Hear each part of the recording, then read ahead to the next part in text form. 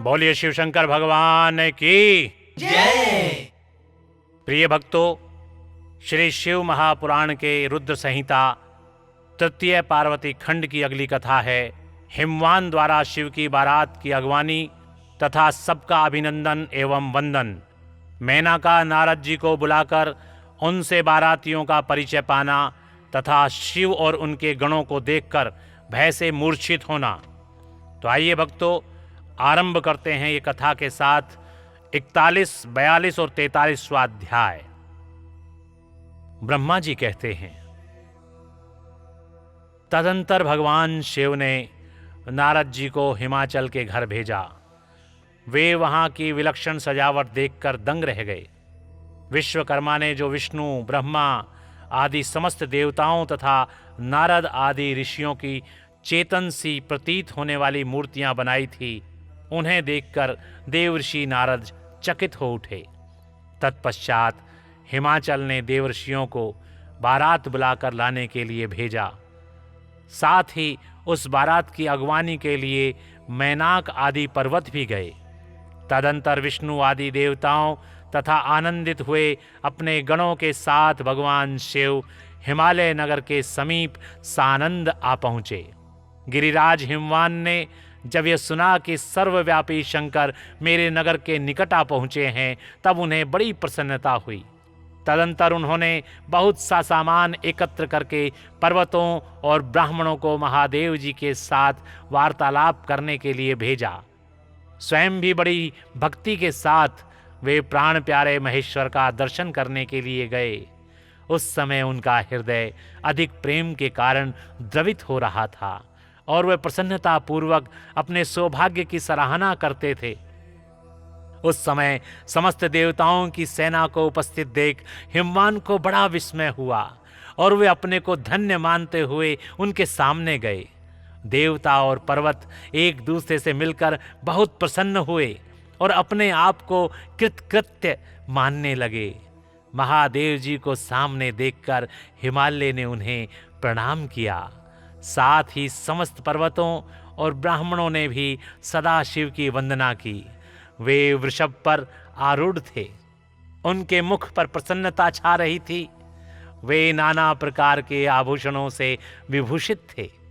अपने दिव्य अंगों के लावण्य से संपूर्ण दिशाओं को प्रकाशित कर रहे थे। उनका श्रीअंग अत्यंत महीन, नूतन और सुंदर रेशमी वस्त्रों से सुशोभित था। उनके मस्तक का मुकुट उत्तम रत्नों से जटित होने के कारण बड़ी शोभा पा रहा था। वे अपनी पावन प्रभा का प्रसार करते हुए हंस रहे थे। उनका प्रत्येक अंग भूषण बने हुए सांपों से युक्त था तथा उनकी अंग कांति बड़ी अद्भुत दिखाई देती थी। दिव्य कांति से संपन्न उन महेश्वर की सुरेश्वर गण हाथ में चवर लिए सेवा कर रहे थे। उनके बाएं भाग में भगवान विष्णु थे और दाहिने भाग में मैं था। पीछे देवराज इंद्र थे और अन्य देवता आदि भी पीछे तथा अगल बगल में विद्यमान थे। नाना प्रकार के देवता आदि उन लोक कल्याणकारी भगवान शंकर की स्तुति करते जाते थे। उन्होंने स्वेच्छा से ही दिव्य शरीर धारण कर रखा था। वास्तव में वे साक्षात परब्रह्म परमात्मा, सबके ईश्वर, उपासकों को मनोवांछित वर देने वाले, कल्याण में गुणों से युक्त, प्राकृत्य गुणों से रहित, भक्तों के अधीन रहने वाले, सब पर कृपा करने वाले, प्रकृति और पुरुष से भी विलक्षण तथा सच्चिदानंद स्वरूप हैं।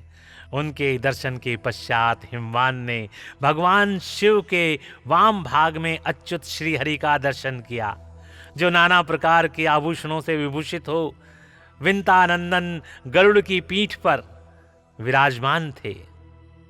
हे मुने, भगवान के दाहिने भाग में उन्होंने 4 मुखों से युक्त महाशोभाशाली तथा अपने परिवार से संयुक्त मुझ ब्रह्मा को देखा। भगवान शिव के सदा ही अत्यंत प्रिय उन दोनों देवेश्वरों का दर्शन करके परिवार सहित गिरिराज ने आदर पूर्वक प्रणाम किया। इसी प्रकार भगवान शिव के पीछे तथा अगल बगल में खड़े हुए दीप्तिमान देवता आदि को भी देखकर गिरिराज ने उन सब के सामने मस्तक झुकाया तत्पश्चात शिव की आज्ञा से आगे होकर हिमवान अपने नगर को गए। उनके साथ महादेव जी, भगवान विष्णु तथा स्वयंभू ब्रह्मा भी मुनियों और देवताओं सहित शीघ्रतापूर्वक चलने लगे। हे मुने, उस अवसर पर मैना के मन में भगवान शिव के दर्शन की इच्छा हुई, इसलिए उन्होंने तुमको बुलवाया।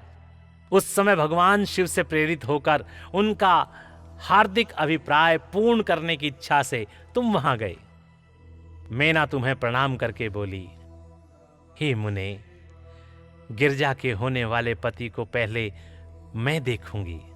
शिव का कैसा रूप है, जिनके लिए मेरी बेटी ने ऐसी उत्कृष्ट तपस्या की है। हे तात, उस समय भगवान शिव भी मैना के भीतर के अहंकार को जानकर श्री विष्णु और मुझसे अद्भुत लीला करते हुए बोले। शिव ने कहा, तात, आप दोनों मेरी आज्ञा से देवताओं सहित अलग अलग होकर गिरिराज के द्वार पर चलिए, हम पीछे से आएंगे। यह सुनकर भगवान श्री हरि ने सब देवताओं को बुलाकर वैसा करने के लिए कहा। शिव के चिंतन में तत्पर रहने वाले समस्त देवताओं ने शीघ्र वैसी ही व्यवस्था करके उत्सुकता पूर्वक वहां से पृथक पृथक यात्रा की। हे मुने, मैना अपने मकान के सबसे ऊपरी भवन में तुम्हारे साथ खड़ी थी। उस समय भगवान विघ्नेश्वर ने अपने को ऐसी वेशभूषा में दिखाया जिससे मेनका के हृदय को ठेस पहुंचे। सबसे पहले बारात के जुलूस में विविध वाहनों पर विराजित खूब सजे धजे बाजे गाजे के साथ पताकाएं फहराते हुए वसु आदि गंधर्व आए। फिर मणिग्रीवादी यक्ष, तदंतर क्रम से यमराज, निर्यति, वरुण, वायु, कुबेर, ईशान, देवराज इंद्र, चंद्रमा, सूर्य, भृगु आदि मुनीश्वर तथा ब्रह्मा आए। ये सब उत्तरोत्तर एक से एक विशेष सुंदर शोभामय रूप गुण से संपन्न थे। इनमें से प्रत्येक दल के स्वामी को देखकर मैना पूछती थी कि क्या यही शिव हैं? नारद जी कहते, नारायण नारायण, ये तो शिव के सेवक हैं माता। मैना यह सुनकर बड़ी प्रसन्न होती और हर्ष में भरकर मन ही मन कहती, ये उनके सेवक ही जब इतने सुंदर हैं तो वे सबके स्वामी शिव तो पता नहीं कितने सुंदर होंगे। इसी बीच में वहां भगवान विष्णु पधारे। वे संपूर्ण शोभा से संपन्न श्रीमान, नूतन, जलधर के समान श्याम तथा 4 भुजाओं से संयुक्त थे। उनका लावण्य करोड़ों कंदर्पों को लज्जित कर रहा था। वे पीतांबर धारण करके अपनी सहज प्रभा से प्रकाशित हो रहे थे। उनके सुंदर नेत्र प्रफुल्ल कमल की शोभा को छीने लेते थे। उनकी आकृति से शांति बरस रही थी।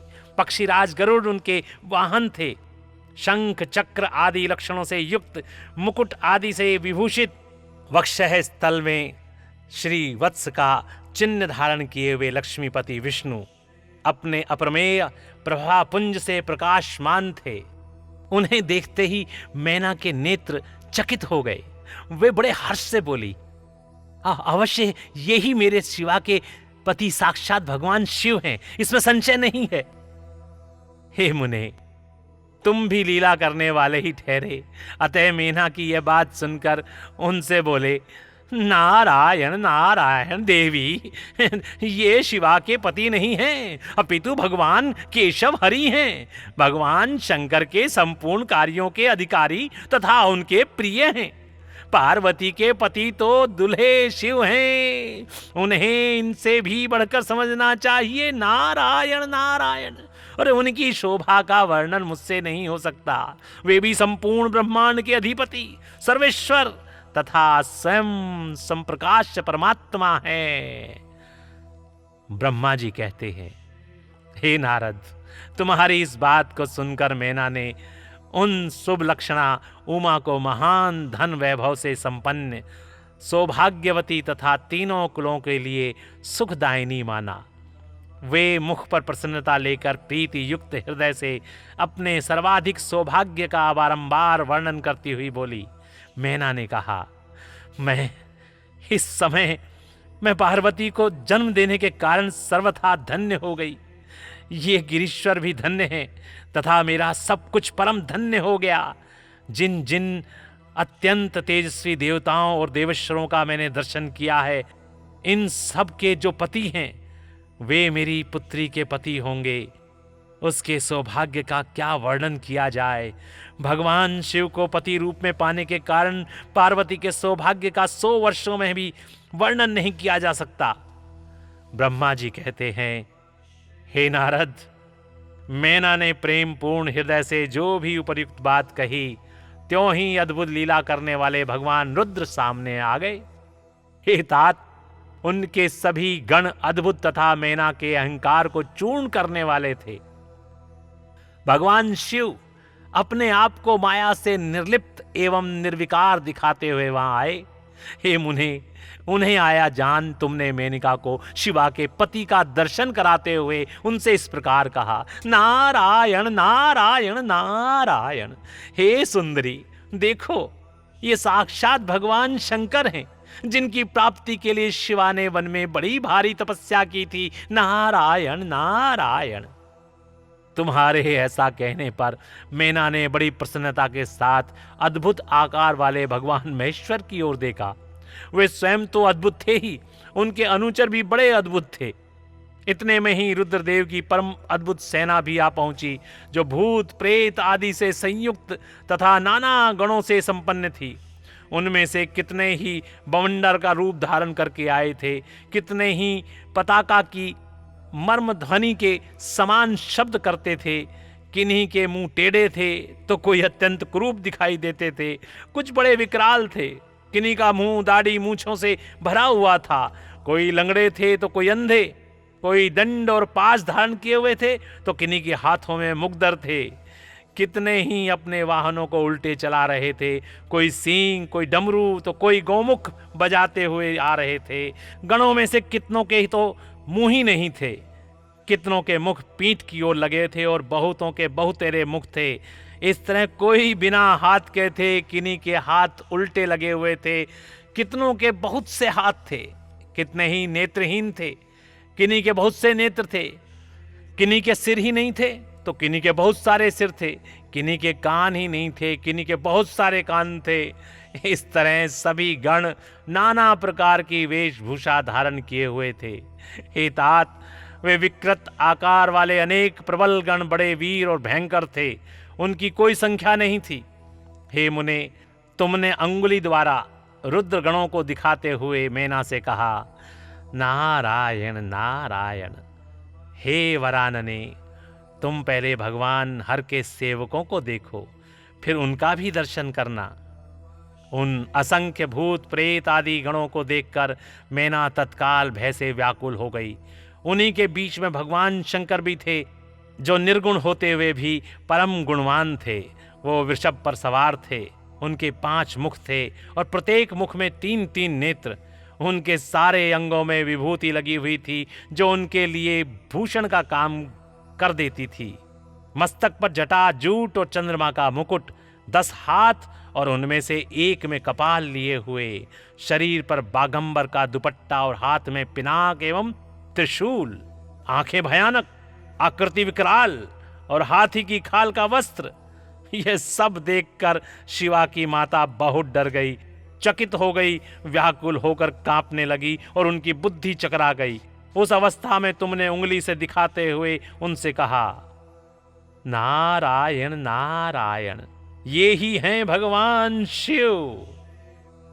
तुम्हारी यह बात सुनकर सती मैना दुख से भर गई और हवा के झोंके खाकर गिर गई। लता के समान तुरंत भूमि पर गिर पड़ी। यह कैसा विकृत दृश्य है, मैं दुराग्रह में पड़कर ठगी गई। यूं कहकर मैना उसी क्षण मूर्छित हो गई। तदंतर सखियों ने जब नाना प्रकार के उपाय करके उनकी समुचित सेवा की, तब गिरिराज प्रिया मैना धीरे धीरे होश में आ गई। बोलिए शिव शंकर भगवान की जय। तो प्रिय भक्तों, इस प्रकार यहाँ पर श्री शिव महापुराण के रुद्र संहिता तृतीय पार्वती खंड की ये कथा और 41, 42 और 43वां अध्याय यहीं पर समाप्त होता है। बोलिए शिव शंकर भगवान की जय। ओम नमः शिवाय।